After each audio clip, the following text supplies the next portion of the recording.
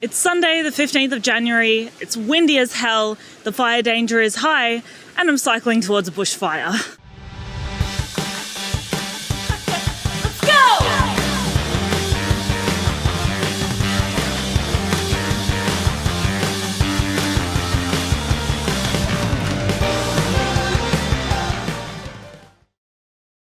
I would like to begin by explaining to any viewers that I never intended to, nor would I ever, just blindly go into the path of a bushfire. So this morning when I woke up, I checked my emergency and fire alerts like I always do when I'm on these trips. And I saw that there was a fire halfway between where I was and where I wanted to go. And it only started last night, so I thought, by the time I get anywhere near, maybe it'll be under control. The worst thing that can happen is that I have to turn back right because there are going to be emergency services. As I started cycling, I got passed by 3 fire trucks that had come on the ferry from mainland Tasmania, and I pretty quickly made it to Alonnah. I was going to get lunch and then ask around to see if anyone had any updates.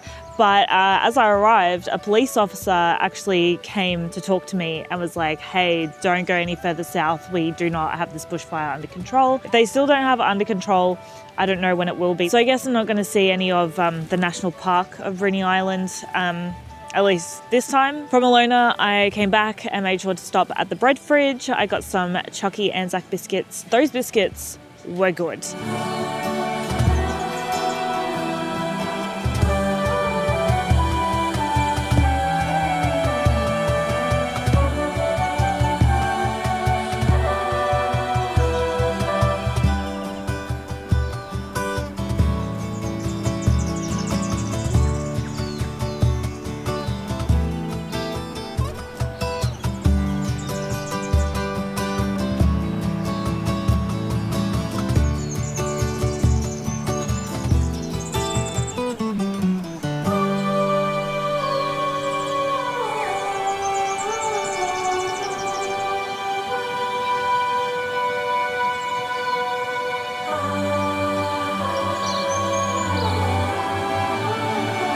I decided that I would head towards the ferry 9 kilometres to where the walk towards the arches begins.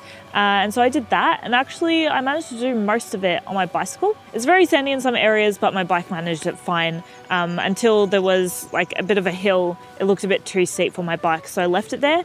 And straight after that hill, it all became very scrubby and it felt very bush bashy.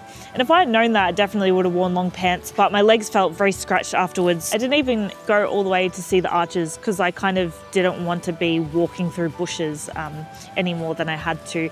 But I did see some nice rock formations that are near the arches. But because I did most of it on my bike, I was like, oh, that was actually pretty easy. So I felt like it was worth it. But yeah, if you're just walking it and apart from that, you're kind of driving around everywhere, would recommend. And the ride to the trailhead itself was very flat and great views the whole way. You can definitely see much more of the views from the road when you're heading north than when you're heading south, I've noticed, for like all of Bruny Island. Some of the riding was a bit hard today though in general because it's very windy. I was mostly getting crosswinds, not even like a head or tail wind. It also meant that in some sections I very much could not hear when a car was coming near me. A lot of them are not leaving enough space, even though there are signs all around the island reminding people to give cyclists 1.5 metres space, but it's definitely better here than it was on the mainland. And last night we did manage to go see the penguins. We had a free little talk from the Bruny Island Ranger. We saw a lot of shearwater birds flying over us, like massive flocks.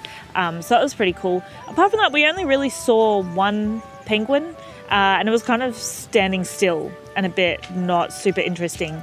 So I was a bit disappointed with the penguins. Tomorrow I'm going up to the ferry again to get on the mainland, and I'm going to actually be stopping at all of the interesting points in the north section of the main road of Bruny.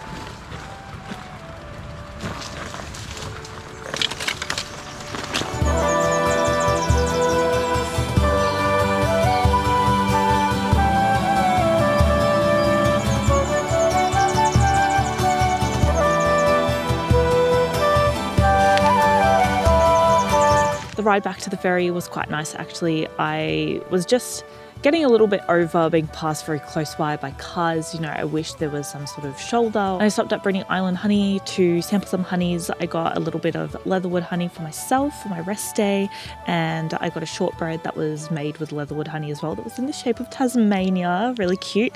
And I also got some bee earrings. Soon after that, I stopped at the Bruny Island Cheese and Beer Company. I am a big fan of cheese, and I was asking them like how big, you know, for how many people the platters would be, and they said probably about 2. And I was like, well, I have a second person, but I didn't come to the cheese company to not try some cheese. I would recommend like basically any food that you can get on Bruny Island, honestly. I was pretty impressed. And for dinner, I basically tried to smash as much protein as possible. I had tuna, I had the rest of the cheese and the bread that I bought from the cheese company.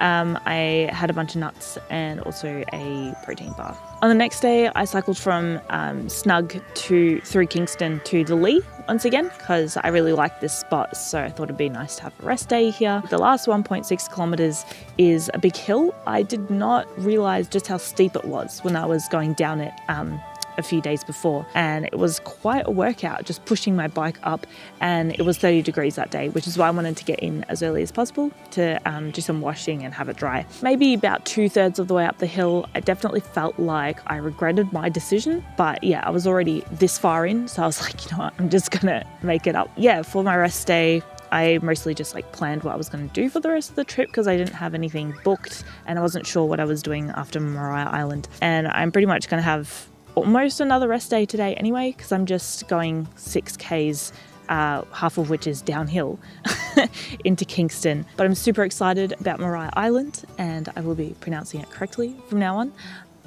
And you know, next week there's going to be a vlog from that, so stay tuned.